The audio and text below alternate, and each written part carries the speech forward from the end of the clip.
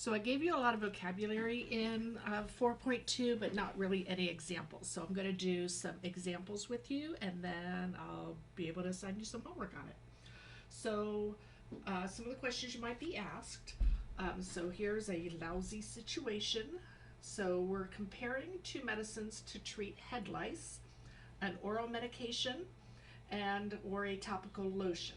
So researchers studied 812 people in 376 households in 7 areas around the world. So again, good representation of the population. Of the 185 households randomly assigned, so some were assigned to take the oral medication and some were assigned to take the topical. So we find out what percentages were assigned to what. So we're not asked to design the experiment here, we're just asked to identify the experimental units.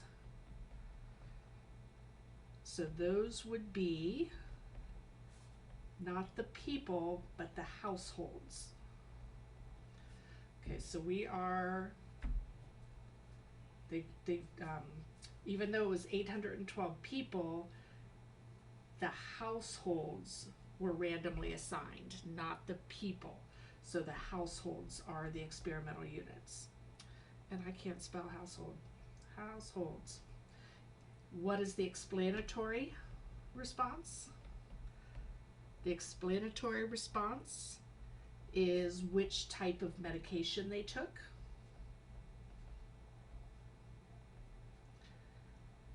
And then the response variable, the response variable is what do they want to measure at the end of this? Whether the household was lice-free.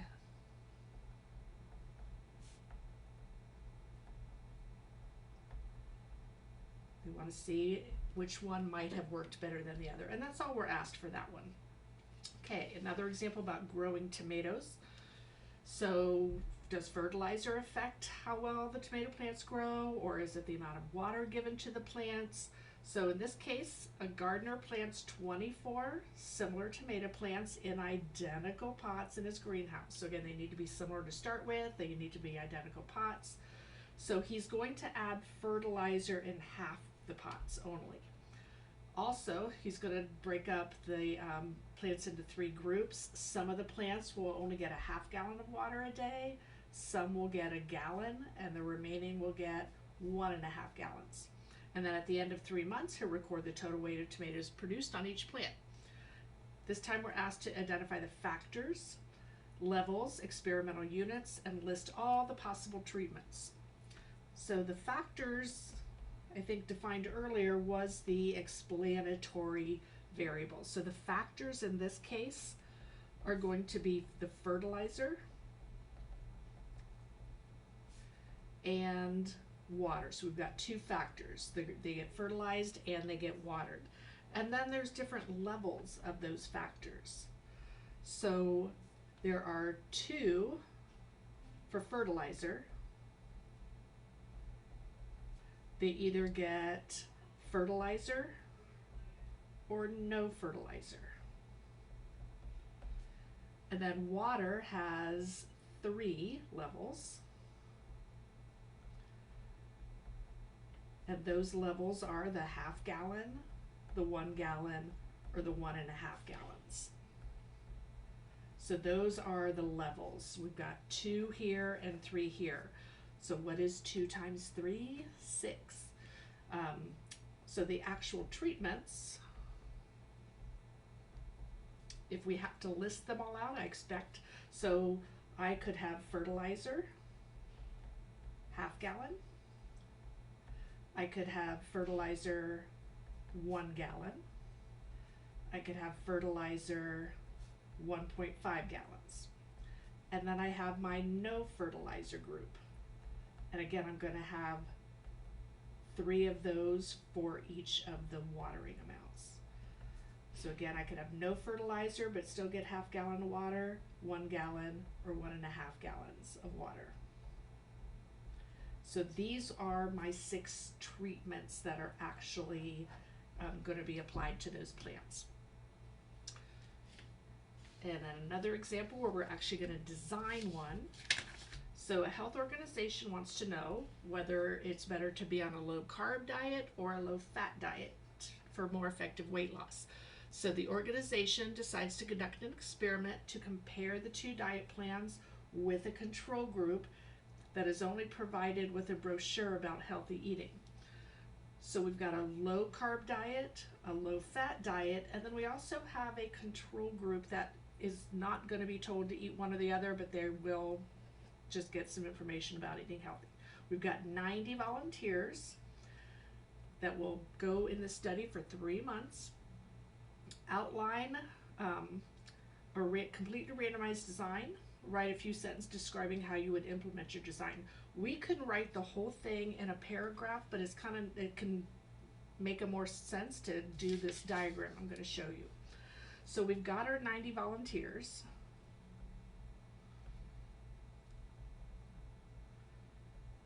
And we're going to weigh them.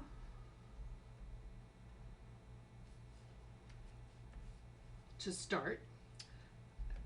Right now I'm going to say that we do need to randomly assign them. I'm going to have to write a little paragraph below of how I'm going to randomly assign. You won't get full credit on the AP test if you just say they're going to be randomly assigned, but you don't explain the process. Now we've got 3 groups. I'm going to have 3 branches. So I'm going to call this group 1, and they are going to be the low carb group. And then I've got treatment 2. So group 2 is going to be the low fat diet group. And then group 3 is going to be our control group, not assigned to a diet at all. And then what are they going to get? So they're going to get low carb diet, that's the treatment. Low fat diet.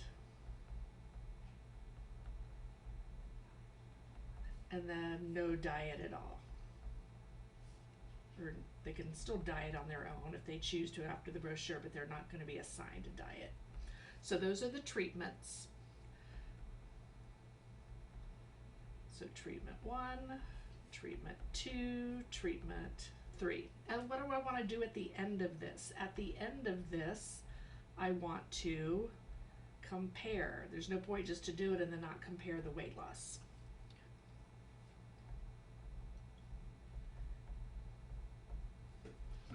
Okay, so like I said, that is pretty clear and straightforward. You could say all that in a sentence as well if you don't like the diagram.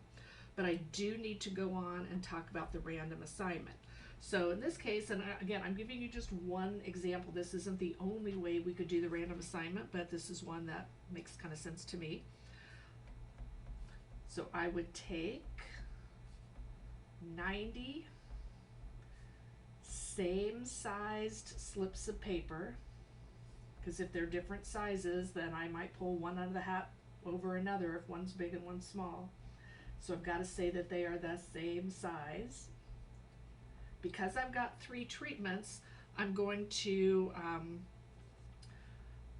put the number 1 on 30 slips, 2 on another 30 slips,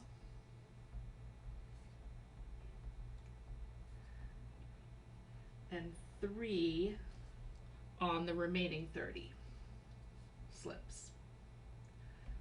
So I'm going to have 30. I'm going to split those 90 volunteers. I don't think they have to be equally sized groups, but if I have the option, I might as well go ahead and make them equally sized. Okay, so I'm going to put a 1 on 30 slips, treatment 2 on another, and treatment 3 on another. I mean, maybe if I put T1, that might make more sense to you. So treatment 1, treatment 2, treatment 3. Again, what's important is that I mix them thoroughly in a hat or a basket. So I'm going to put it in some sort of vessel, but I want to make sure that I say I'm going to mix them up thoroughly in a hat. And then I will have the volunteers or subjects come grab a slip of paper. And another thing to put in there is that they are not looking. They can't peek and grab number 2 on purpose. So they can't look into the hat and know what number they're grabbing. So we want to say without looking, that makes it random. So they are then assigned to whichever treatment that they get. Okay, so that would, so they are in whatever treatment they chose, they selected.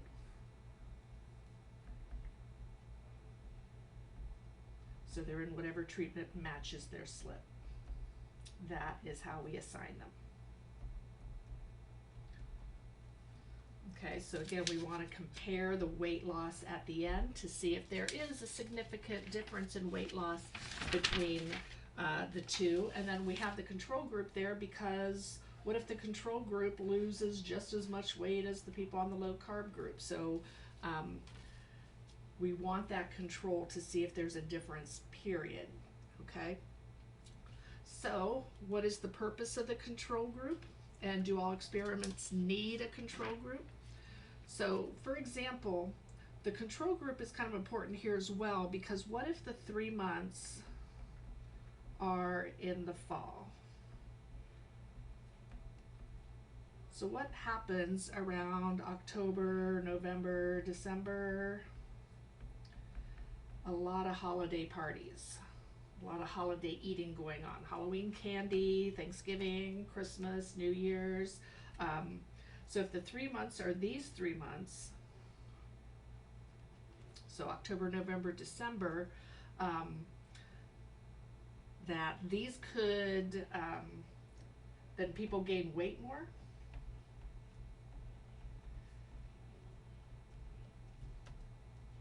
During these 3 months, and the control would take care of that difference.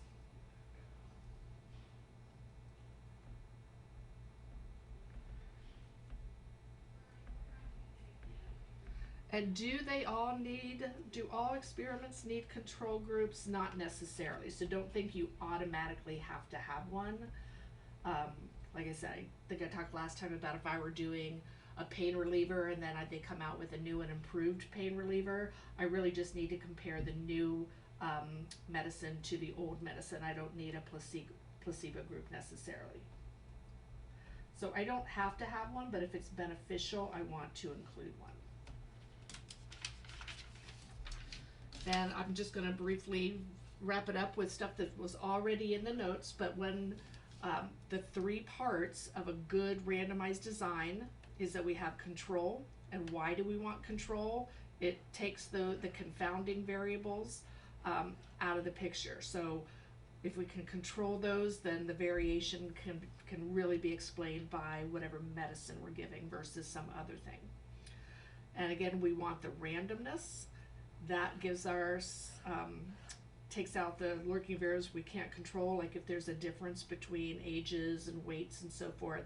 To begin with, by random assignment, our groups should be kind of equally split that way anyway, just due to the randomness of how we assign them. And then the replication, again, we want that replication, again, which just means that we have enough people in the sample to see if there is a difference in the effects of the treatment. If I only have one person in my sample, I don't have anything to really compare it to. So this is just about having a large enough group. And the placebo effect. So again, a placebo effect, if you're looking for a definition, it's responding to some sort of dummy treatment. So an example of that would be when you were little and you scraped your knee or your elbow, your parent kissed your boo-boo and made it all better. So they kissed you, that wasn't an actual medical phenomenon. So you thought you should feel better, so you did.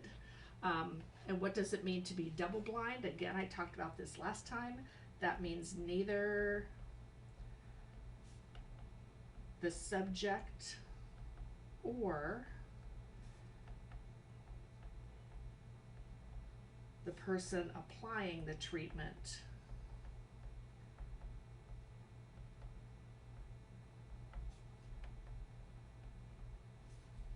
know which group is getting which treatment.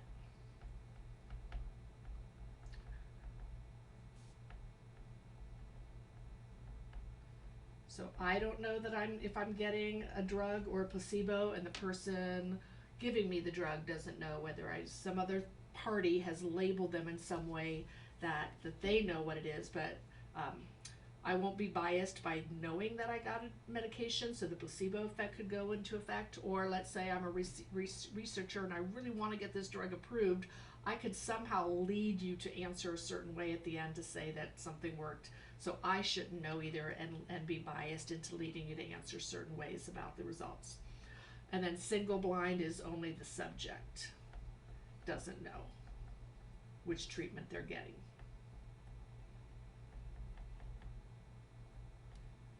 And then here's a quick example about placebos again.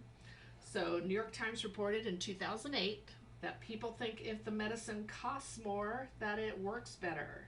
So the study had volunteers rate the pain of an electric shock before and after taking a new medication. So again, people have to volunteer to be shocked. I know when I was in college and took psychology, I had to sign up for 2 procedures, and one of them was I had to stick my elbow in ice water for 30 seconds and rate my pain level, and then think of something pleasant and do it all over again. It was kind of silly because I told them what I wanted, what they thought they wanted to hear, and there's response bias. Okay, so sorry, off topic. So some of the people were told that it cost $2.50 per dose, and the others were told it only cost 10 cents per dose. In reality, neither one of them were actually medications. They were both placebos, which is just like a sugar pill, and both had a strong effect. Both groups said that it worked just because they thought it would. But the people that had the cheap, the 10-cent pill, only 61, which is still a lot considering it wasn't even a pain relief medication, 61 said they received, but 85% thought that it had a positive experience just because it costs more. So just because it costs more, more people thought it would work. So that's an example of placebo effect. Okay, so hopefully that helps.